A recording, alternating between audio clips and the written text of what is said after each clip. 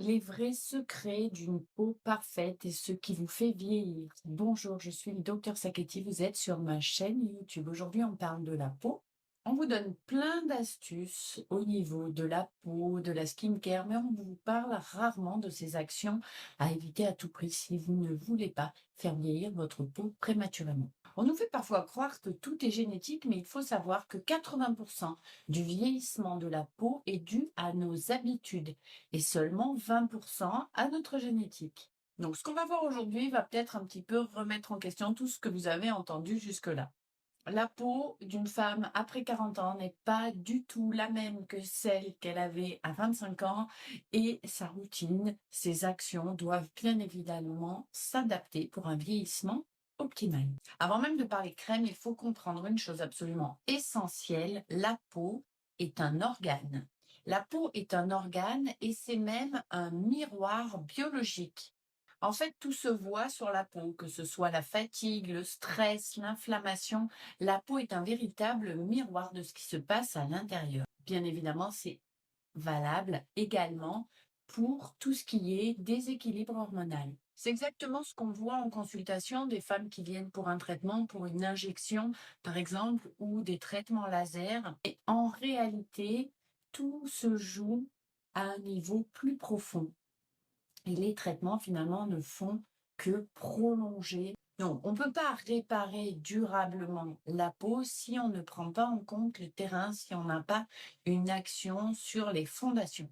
Trois piliers non négociables. Le premier, c'est le sommeil. Pourquoi le sommeil? Parce que la peau se régénère pendant la nuit. Or, après 40 ans, la mélatonine diminue, le cortisol augmente, et le sommeil devient plus fragmenté. Le résultat, c'est qu'on a une peau qui est plus terne, qui vieillit plus vite et qui souvent est aussi le lieu d'une inflammation modérée. Le deuxième point hyper important, c'est le mouvement. Mais alors, vous allez me dire, c'est quoi le rapport entre la peau et le mouvement? Vous allez comprendre. Marcher, bouger, avoir une activité physique adaptée, ça active la circulation. Donc, ça stimule la microcirculation, ça permet d'optimiser le drainage lymphatique, mais ça oxygène aussi les tissus.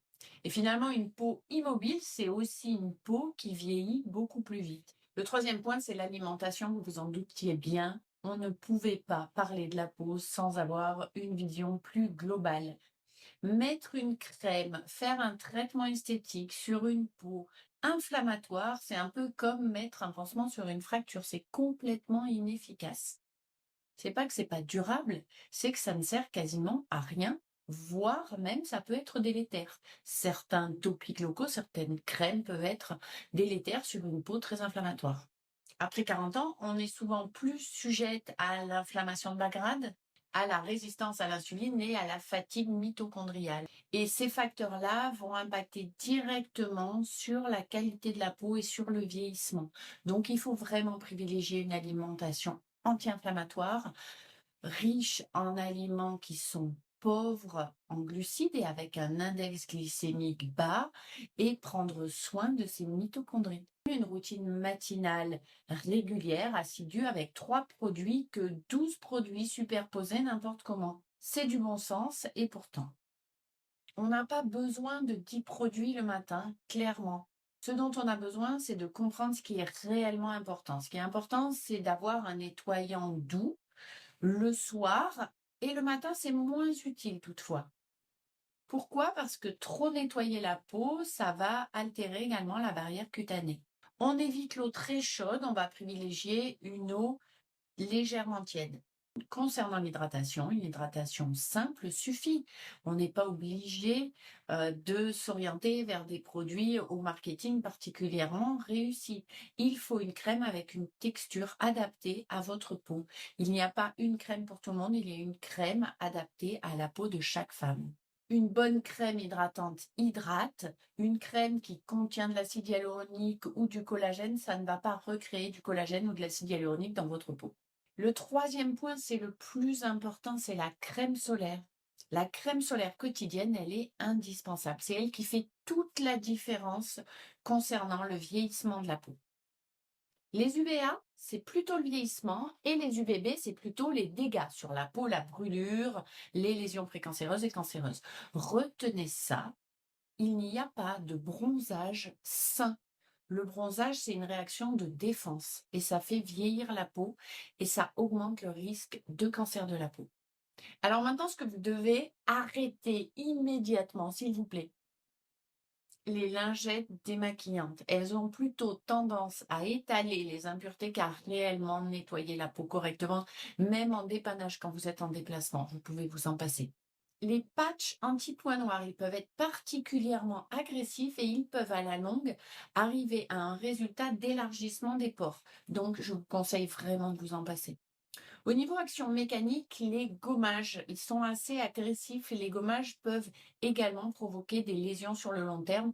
Il vaut mieux des gommages aux acides de fruits que des gommages mécaniques. Ces gommages agressifs peuvent même entraîner une inflammation. Ils ont une action inflammatoire qui peut être notable. Les masques actifs mal utilisés peuvent parfois même être irritants, donc débarrassez-vous-en, ça n'a que très peu d'intérêt.